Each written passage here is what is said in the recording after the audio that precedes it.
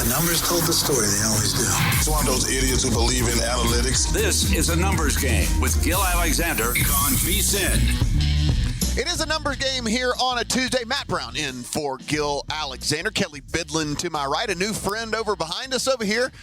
Watching his backpack for him as he heads about this the D around here in Las Vegas. Drew Dinsick going to join us a little bit later in the program, as is Paul Carr, as is Paul Sporer. So we have a great lineup for you guys today. But, Kelley, we got to get into the NBA from last night. We see an excellent game between the Pacers and the Knicks. The Knicks pull it out 121-117 when it was all said and done. Another Herculean performance from Brunson, a no-show by Halliburton, and we go into a game in which the Pacers were leading for a good portion of the game. The Knicks down the line were able to close it out.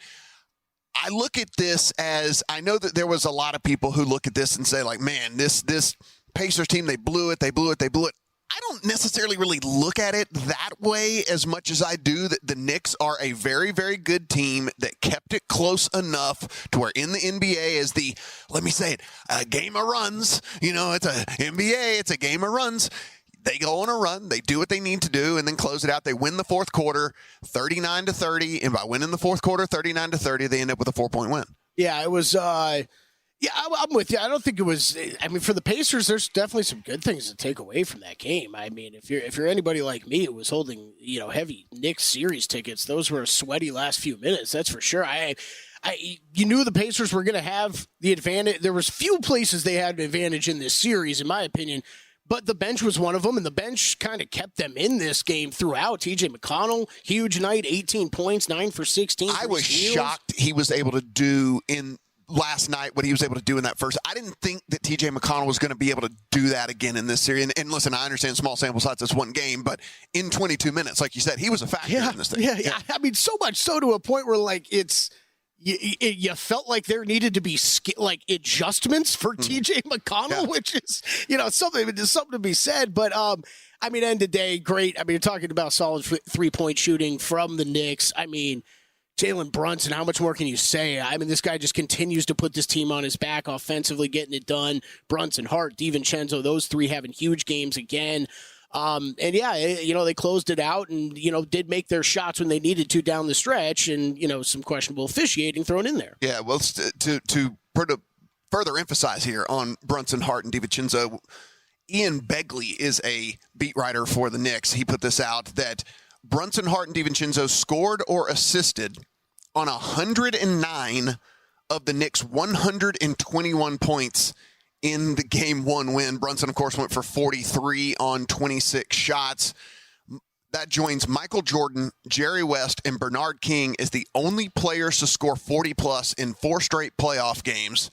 Hart had 13, 8 with 3 steals in this one as well, Kelley. So, again, a massive production from those 3 guys where they scored or assisted on 109 of the 121 scored by the Knicks. Yeah, they're huge. And this is, I mean, I think it's one of the big questions with the Knicks going forward, right, is this sustainable? Because I think these guys have been playing like this for the bulk of the playoffs so far, and when they do, this team looks very, very dangerous to anybody. I don't care who they're playing. But, can the 3 of those guys keep up that level of play is going to be a big-time question. And I think as far as last night, we haven't really talked to you much about this series. I was loaded up on some Knicks series bets, but Game 1 I was scared of. I was scared because of coming off of that series against the 76ers. It felt like the opportunity for Indiana to possibly go in and steal Game 1 and make this interesting. Them coming up short just at the end, it's going to be interesting to see how this affects the Pacers going forward. Like you said, Halliburton. That's the thing for me, right? It was like if the Pacers were going to have any shot in this series, because I was I think the Knicks are a better team. I thought that the Knicks were going to win this game, win this series, etc.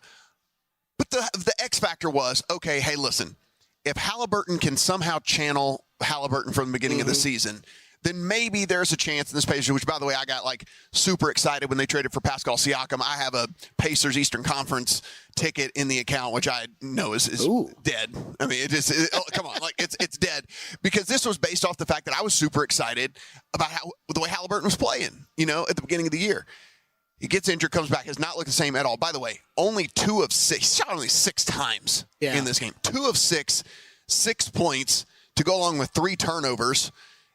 If he no-shows, they have no shot in this series. So, and it's a trickle-down effect, right? Yeah. Because but when you have a defensive expert like OG Anunoby, right, that you can deploy so many different ways, when you know that Tyrese Halliburton's going to be a non-factor and you can just stick him on Siakam and it really makes the rest of your matchups a little bit simpler, that's a problem, yeah. Yeah, it just, to me, I gave the out in the handicap, basically, of the out being if Halliburton can somehow at least, maybe he was not going to be Halliburton from the beginning of the season, but maybe Halliburton could figure out a way to be 85% of what he was, 90% of what he was, because he's been about 60% of what he was, and he was not even that last night. And Kelly, the fact that it was only a 4-point victory for the Knicks, as you said, does say something about these role players for the Pacers, but how sustainable is that? You have a 50% shooting night from Siakam, you have a 50% shooting night from Turner, you get an above 50% shooting night out of Toppin, Jackson,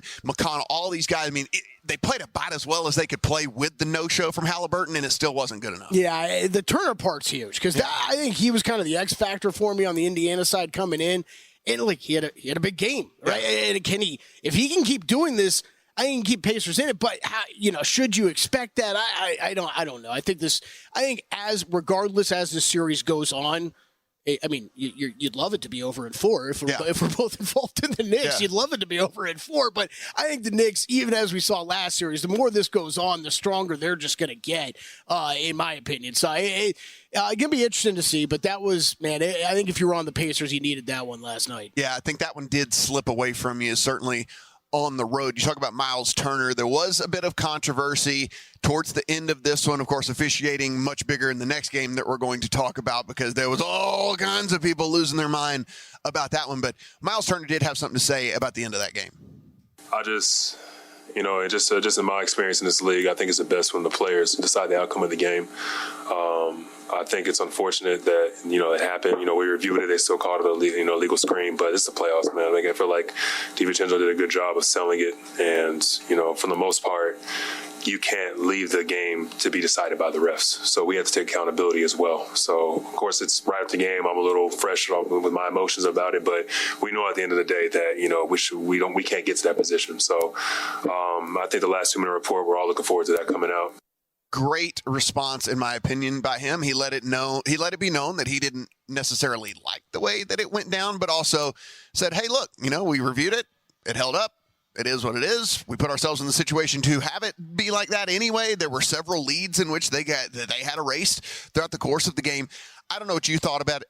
By the letter of the law, was it a moving screen? Yes. Do you see that call get called very often in that situation? You don't.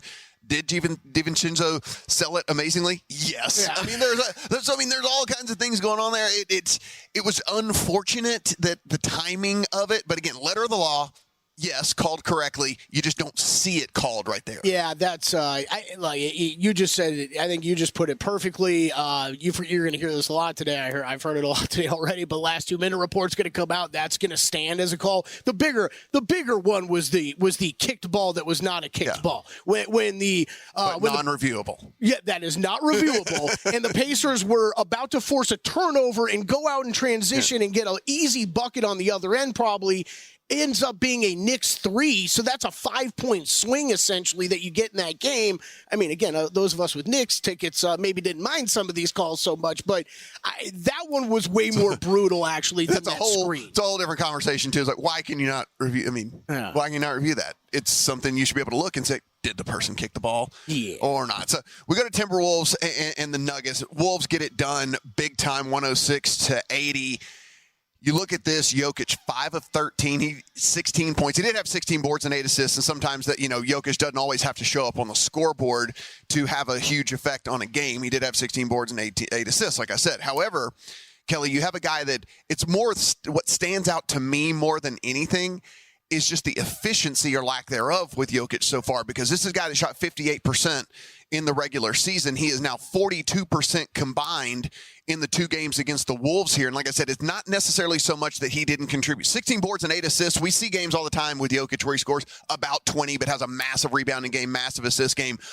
but he's also really efficient when he does all that. The efficiency is not there for Jokic so far in this. Jamal Murray, 3 of 18, 0 for 4 from downtown, 8 points for him.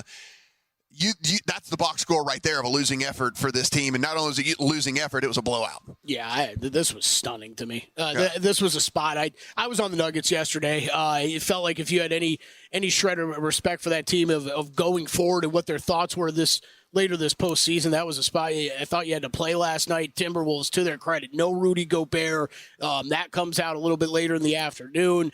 He's going to miss the game due to the birth of his child. He's not even there, and it's no problem. Yeah. No problem for the Wolves. I mean, it says a little bit about both teams, but I mean, the Nuggets' dysfunction is evident right now, and it's just lack of players, lack of health. Jamal Murray's not there. And obviously that's the story of the game. That's what me and you were texting about last night. I mean, Murray's not healthy. This Denver Nuggets team, it's obviously frustrating him. It's obviously frustrating him. I mean, Malone losing is cool. Jamal Murray losing is cool. I've never seen Jamal Murray's not that guy. Yeah.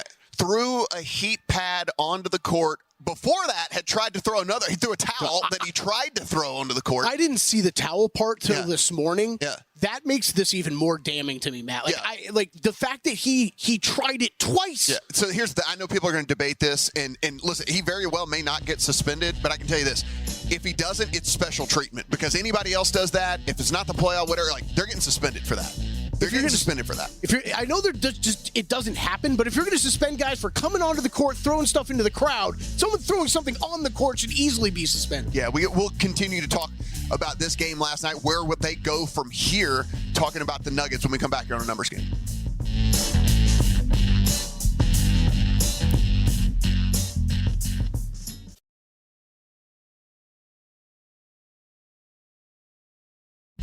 A numbers game on VSiN, the sports betting network.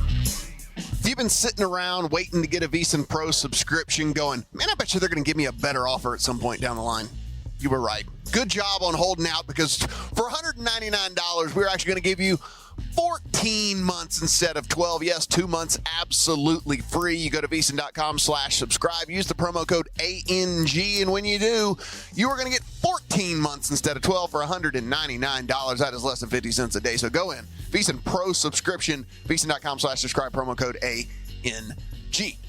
Matt Brown, Kelley Bydlon in. I am sitting in for Gil Alexander, who I don't know, maybe is on vacation this week doing who knows what. You know what I'm gonna say? He's in Antigua. That's what I'm going with. I'm just gonna go with Antigua. He's over in California. No, let's say Antigua. It's sexy.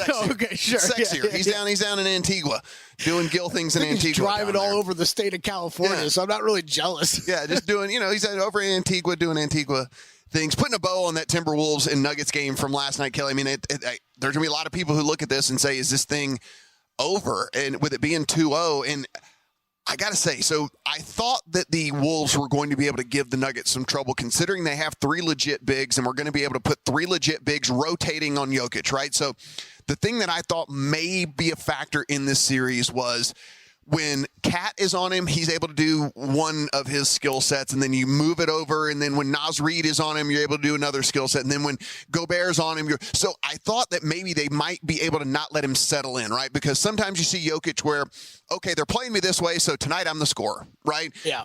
And it's like, oh, they're playing me this way, so tonight I'm the distributor, and then whatever. Well, now rotating the 3 different bigs, the 3 different types of defenses, the 3 different ways that those guys can play him, I thought that maybe that could confuse or at least neutralize him just a tad. You're never going to shut him completely down.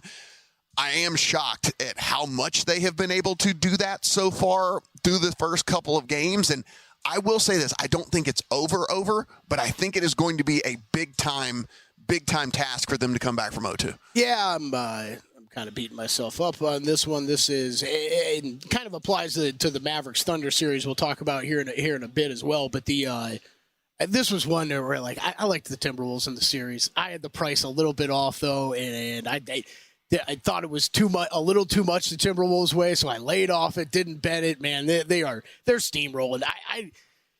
I think you're going to have to. I mean, the guys might be likely dealing with a suspension. Jamal Murray. Yeah, I think you got to see a completely different Jamal Murray come back. If that occurs after that suspension comes. he comes back from that suspension, he's got to be a next level player like we've seen him before in the past, or else this team's done. Timberwolves are too good.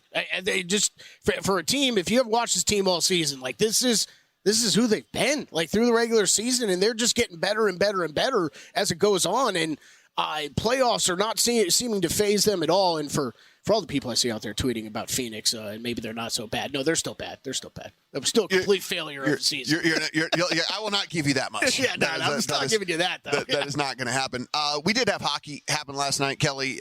The Bruins. Matt, real quick. I did bet Game 3 on Minnesota side. That was just kind of assuming Jamal Murray is probably going to be out. I think I grabbed it at 3.5, 4. It's out to 4.5, 5 now. I think if you can get in at 4, 4.5, there's 4s out there. I think you can get in under 5. I still like it. Nuggets are on their heels right now, man. This is not looking good. Going back to Minnesota, Rudy Gobert is going to be back. Jamal Murray might be out. Everything I've seen so far, a much better team is in Minnesota. So, I laid it pretty quickly last night, kind of expecting suspension news coming down the line.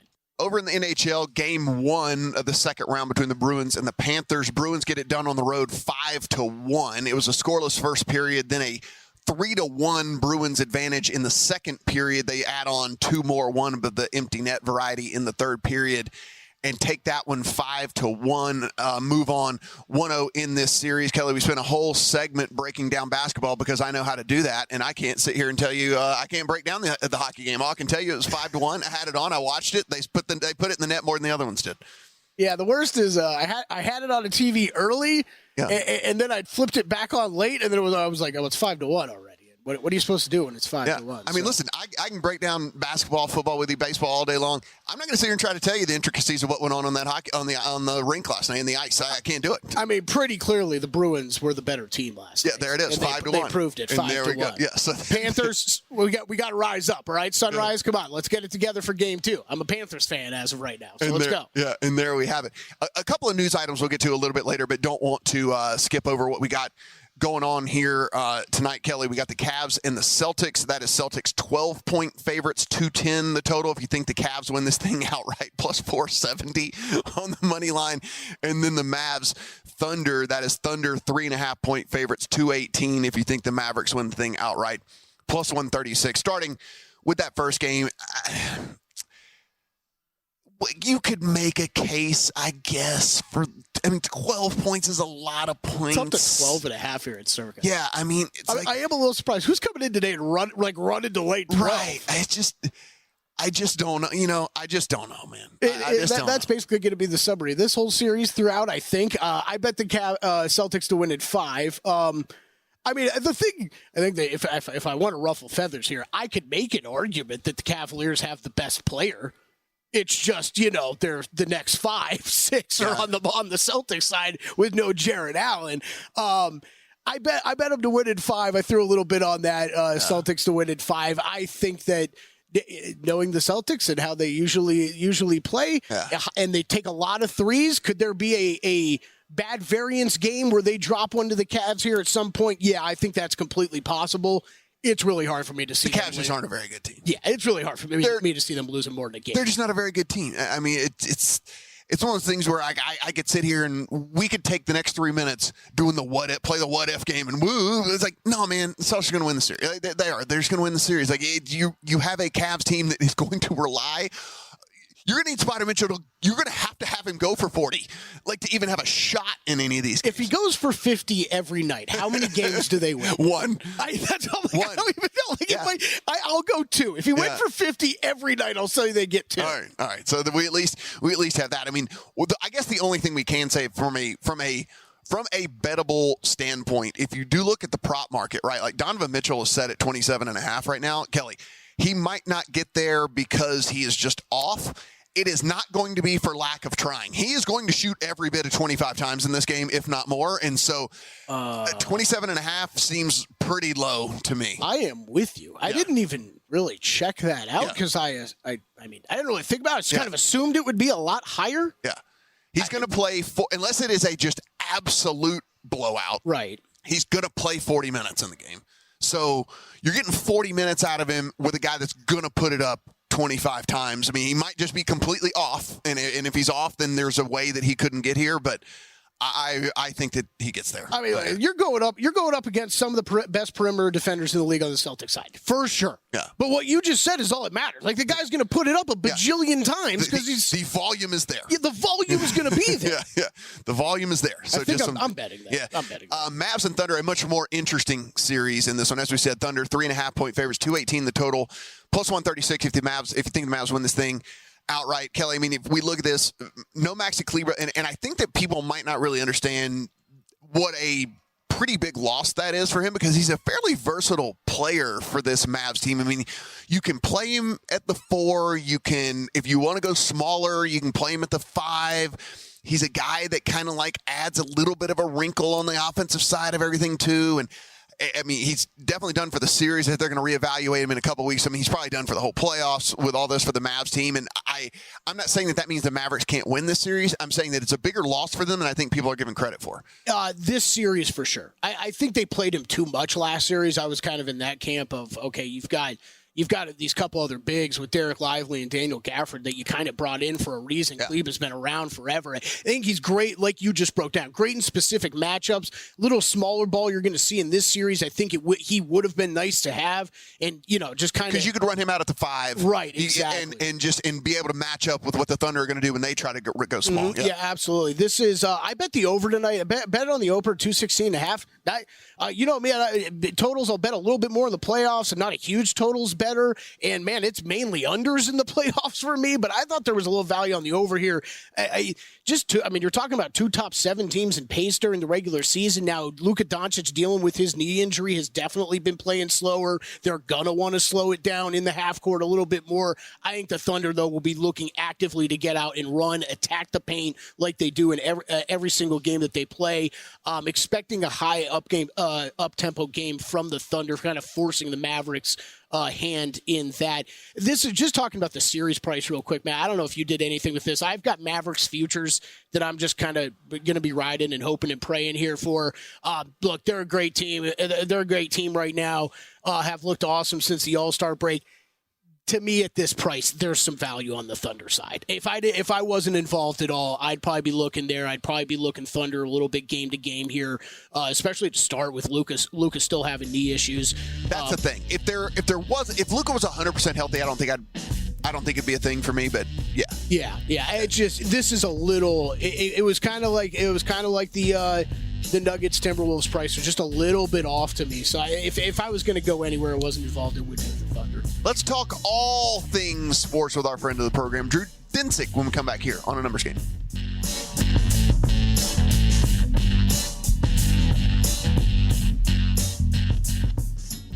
A Numbers Game on VSiN, the Sports Betting Network.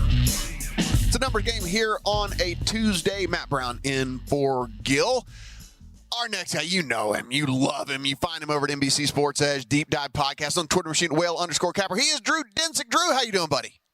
Oh, I'm doing great. Good morning, and great to see you again, Matt. It's been too long. I know.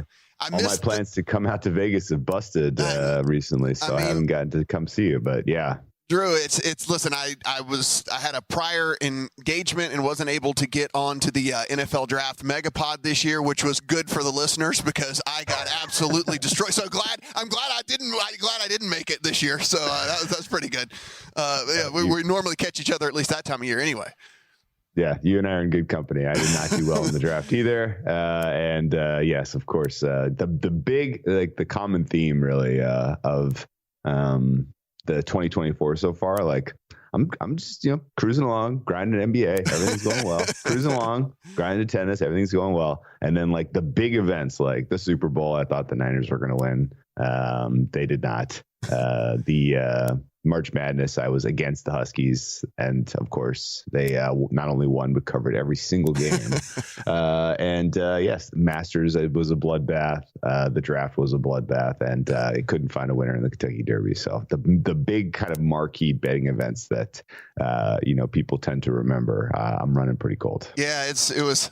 I saved the listeners some money by not making the draft podcast this year. That's for sure. But real quick on the Derby though. We were talking a little bit before we came on air. The experience itself, though. Let's talk outside of the betting thing.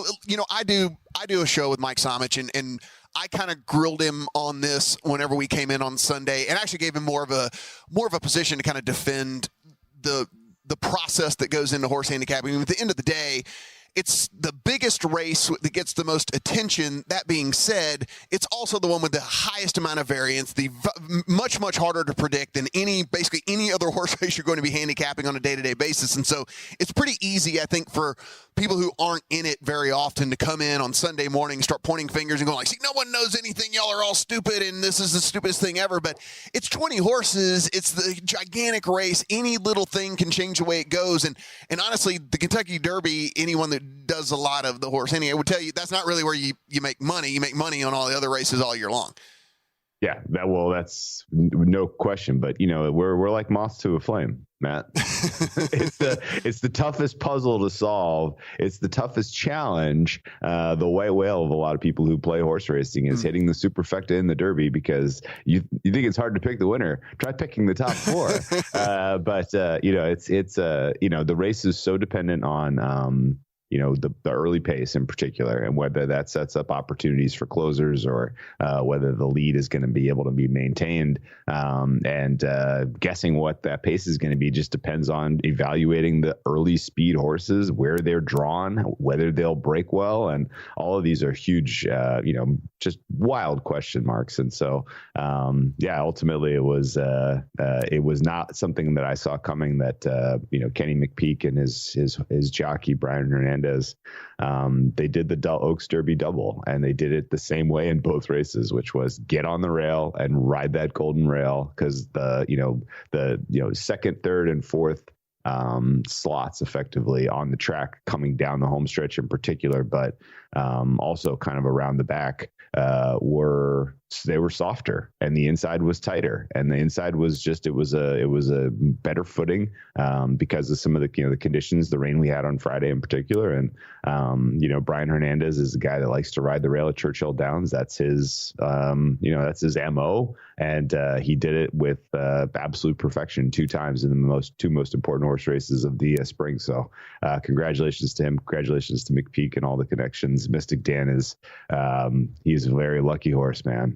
2 just absolute golden rail wins in his 3-year-old campaign so far. I would say that if you see him, kind of at short price, I'm not buying it. I mean, he's a good horse, but he's not that good. So, and in fact, if it was 1.25 miles and 1 inch, I think he probably loses to Sierra Leone. So, it is what it is. But the Kentucky Derby experience remains probably one of the highlights, if not the highlight of my sports year, just because being there to be part of the coverage and get the access to everything that's going on at Churchill Downs and meeting people and shaking hands is it's a really, really good time. So. All told, I really hope to get invited back to cover next year. Talking to our buddy Drew Dinsick, you can find him over on NBC Edge, as well as his podcast, Deep Dive. Drew, I want to look forward before we look back, before we talk about last night. We've done a bunch of recapping here, so I do want to see if you have any thoughts here on Cavs, Celtics, Mavs, Thunder. So let's start with that first one. Cavs, Celtics sitting at 12 right now in favor of the Celtics, 210 the total. Kelly and I were sitting here saying, I guess we could try to talk ourselves in circles as a way that the Cavs win this series. I'm not going to do that. I think there's going to be it's just, I don't see it. I don't know how it goes. We were saying, even if Donovan Mitchell goes for 50 a game, how many games do you actually give the Cavs here? So what do you look at this series, and what do you think about the 12 tonight? Yeah, so I laid 11 on the open with the Celtics, and I took some Celtics 4-0 at plus 150. Yeah. I don't think that the Cavs, you can talk yourself into circles that the Cavs win a game in this series. It's kind of like an absolute death matchup for them in every way. When you are, and this kind of goes for, this is a perfect analog to what you've already seen, by the way, with a better team in the Timberwolves Nuggets series. Like when you're depending on, guard play, and you are up against a team that has elite wings, and the guards are such an enormous part of your offense, then that puts you under enormous stress. And the Cavaliers are even a more distilled version of that than the Nuggets, where they're effectively a one-man show. I mean, it's Donovan Mitchell and to a much lesser degree, Darius Garland kind of with the ball in their hands who are making things happen. Karis LeVert, from the second unit, taking on that role. The bigs offer very little in terms of offensive, production, and there's no creation whatsoever. So now you're up against a Celtics team whose defense I think is going to be absolutely smothering. No idea how Donovan Mitchell is going to find any space against this lineup. I think the absence of Porzingis against a better team would matter, but Horford is kind of the ideal mobile spacing big to have on the floor with the rest of these guys. So swapping Horford for Porzingis is maybe even a small upgrade for this particular matchup.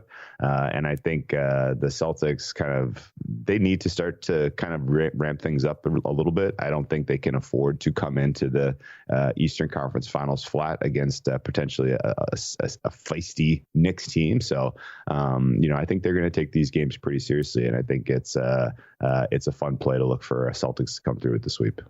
Well, let's talk about one that might be a little bit more interesting in the Mavs and the Thunder. 3.5 currently over at DraftKings in favor of the Thunder. 218 your total if you think the Mavs win outright, plus 136. Series price a little bit swayed out of a coin flip. It was coin flippy there for a while. I think it's 120 and even money now on this.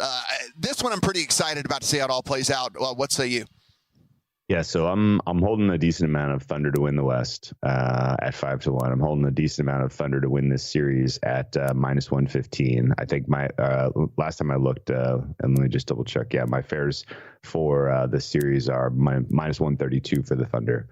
And I don't, this is not to disrespect the Mavericks really, but what you saw in that Clippers series I thought was pretty telling, where it took them 4 games to really kind of solve sort of how they wanted to really, I guess maybe till the third game, till their offense really kind of started clicking to the degree it should have. And some people could say, well, Luka was hurt and he's getting healthier. Okay, fine.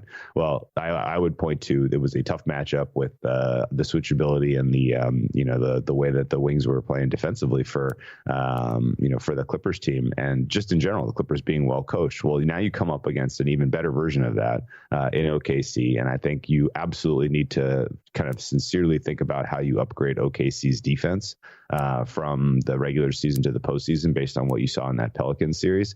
They made life absolutely miserable from the guards. And again, you have a situation here where 90% of the offensive creation is coming from 2 players who are guards here. And while Luka is a bigger guard, and certainly you can't just out physical him, the length and, the ability to kind of send multiple waves of people, including Lou Dort, who, is one of the bigger, just like, I will be a absolute pest and make your life miserable kind of defender, is going to be exciting to see how Luka handles that. And I think it's going to take him a couple of games to solve it. So Thunder defending home court in game 1 and game 2 is my expectation. I think I bet them to take a lead into game 3 as well. I think that one was minus 125 that I bet, and it's out to minus 143. And I think that's a strong play as well. So I think the Thunder could take the first 2 here while the Mavs figure out exactly how they want to run their offense against this very, very dynamic and flexible defense. And I don't know that it's going to be a short series in favor of the Thunder, but I'm not going to be surprised if it is. 10 seconds, Drew. Are the Nuggets done? I think yes. The guard health situation is an absolute disaster for them, particularly in this matchup. So don't know exactly how they solve that. Our friend and yours, Drew Dinsick, find him over at NBC Sports Edge, also on his podcast, Deep Dive Podcast, or the Twitter machine at @whale_capper. Drew, appreciate the time, buddy, and good luck tonight. All right, best of luck, man. Woo, boy. Yeah, he said they're done. We kind of think they're done, Kelly. Think that they might be done. Yeah, I think they are. The champs might be done. It's tough. What a great series, though. NFL Week 1 starters are available over at DraftKings. We'll talk those when we come back here on a Numbers Game.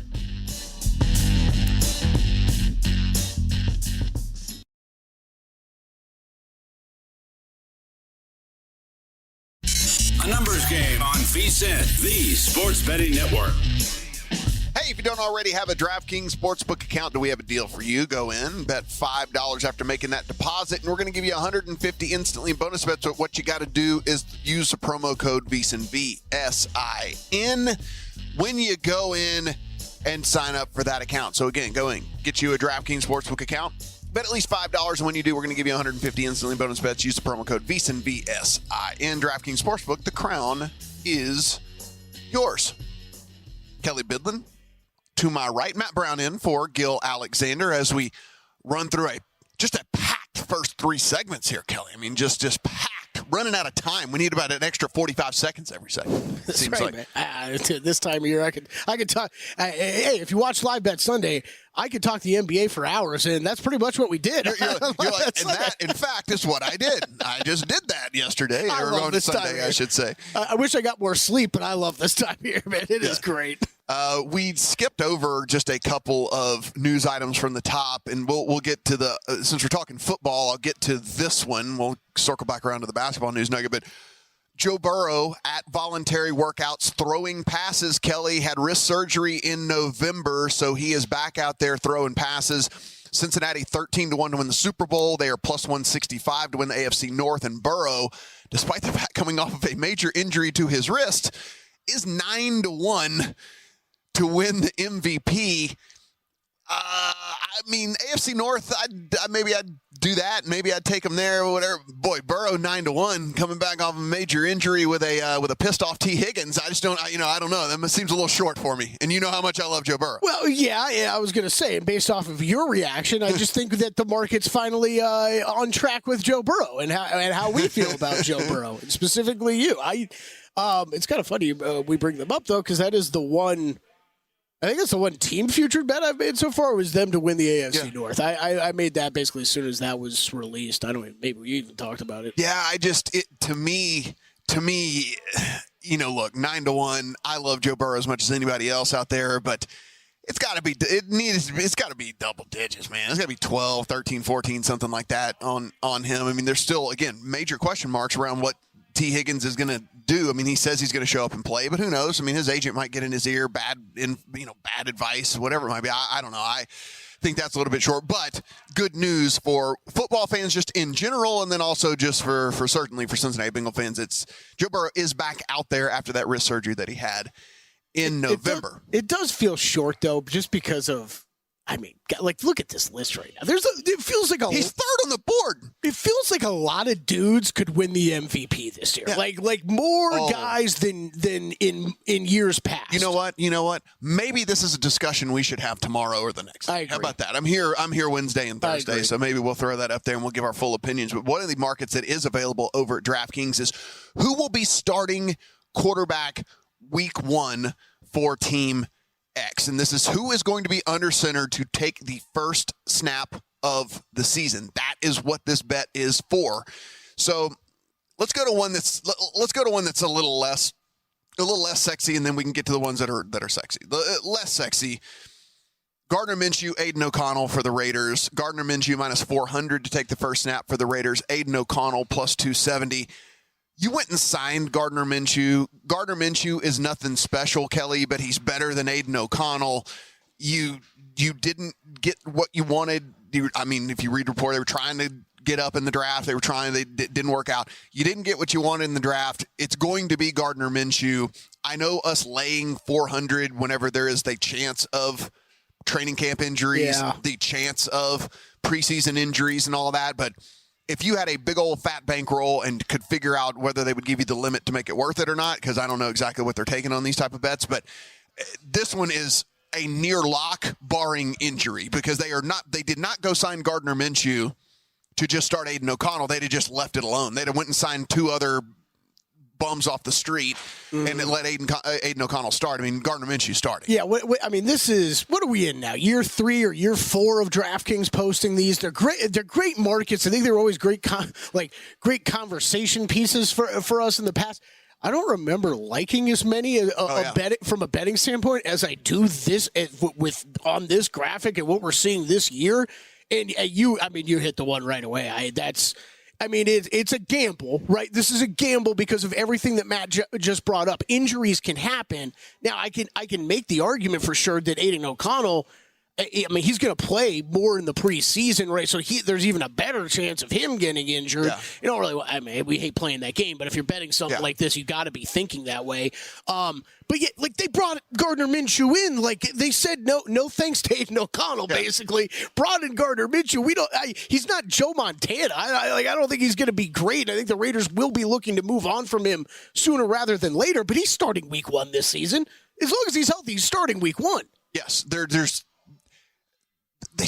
got a 2-year, $25 million deal. They would not have paid. They would not have paid him if they were just going to start Aiden O'Connell. It wasn't going to happen. I mean, the other one that jumps out to me. It's the same situation, or I'm sorry, a little bit opposite situation. Right? It's the Seattle situation. Geno Smith, Sam Howell. I still like Geno Smith in this. Are we like you think Sam Howell's starting for the Seahawks Week 1? Like that felt like a backup move. That felt like bringing a backup now that we need a backup more so than someone to truly compete with Geno Smith. So like now I think we're going different directions. Oh, I okay. think there is a non-zero. So here's what if you're Seattle, right? One, Geno Smith is not your quarterback of the future. You know that already. We have seen now the true Geno Smith again come out again. His floor, he did raise his floor a little bit. But the problem is his floor is also his ceiling. He has no ceiling whatsoever. Right, yeah. So, like, they know exactly what they have in Geno Smith. He has raised the level of his floor. He is no longer a bum in the league, but he has absolutely no ceiling. Do we know for sure that Sam Howell is trash? Because if you look at the situation he was in, it was not great. I mean, the coaching situation, the ownership situation, everything about where Sam Howell was pretty terrible. Now, if he were to step in, you have 3 legitimate wide receivers to throw to, along with the tight end. And I don't know. I still think it's Geno Smith, but if he goes out there and just absolutely wipes the floor with Geno, if Sam Howell wipes the floor with Geno Smith in training camp, it would not shock me. I would not be shocked. I see that more as a Week 5, Week 6, like, okay, we're off to a slow start. Geno, like, we're good. Let's see what we got now with Howell here for the rest of the year. Broncos, Bo Nix -300, Jared Stidham +330, Zach Wilson 9-1. It's not going to be Zach Wilson, so it's either Stidham or Nix. I think Nix starts day 1. I know there's some people out there that think not. I think Nix starts day 1. I think that you have a coach that went out and got his dude that he wanted, and he's going to prove a point that I got the guy that I wanted, and he's going to go play. I think this whole deal of taking Bo Nix, which some people thought of as a reach, and then if you sit him, Kelly, then it's kind of like, what are you doing? Why did you do this? Yeah, I agree with you. I agree with you. I don't know that I'm -300 confident, though. Like, it is. You do have Stidham there just in case. I mean, things go slow with Nix and training camp or something like that. But I'm with you. I think it would be pretty surprising if Bo wasn't starting Week 1. Yeah, I like him to start Week 1. I think there's some other interesting rookie markets for him as well. Maybe we'll talk about those a little bit later in the week as well. This is the interesting one. And I was actually shocked at these odds. Vikings, Sam Darnold -160 to start Week 1. J.J. McCarthy +120. I like the dog here in this one in J.J. McCarthy. You take a look at the situation that he is stepping into. You could argue, even over Caleb Williams, that he is stepping into a better situation in which you are getting not only the best receiver in the game. Addison came on very, very well when he had to step up and be wide receiver 1 when Jefferson was hurt. You have Hawkinson there from a tight end position. You play indoors in a dome, which is yet another good thing. Whenever you're talking about not having to play outdoors I understand he played at Michigan, but you would still rather have optimal conditions than having a guy playing outdoors in cold and freezing temperatures and things like that. I think McCarthy is in such a good situation that you drafted him as your quarterback of the future. What good is it? Like you're talking about, what good is it if you're the Vikings to do that whole, he comes in Week 4, Week 5? Why? Right. Why? What if playing Darnold for 3 or 4 weeks, what if that loses you 3 or 4 games and now you're out of the playoffs already? I mean, it doesn't make any sense to me. If you're going to do that, lose with J.J. McCarthy. So the team argument, right, would be, okay, we think we have a veteran quarterback that we want to see what they have. Can they give us a chance to make a playoff run, right? And I'm talking kind of both Minnesota and Seattle here.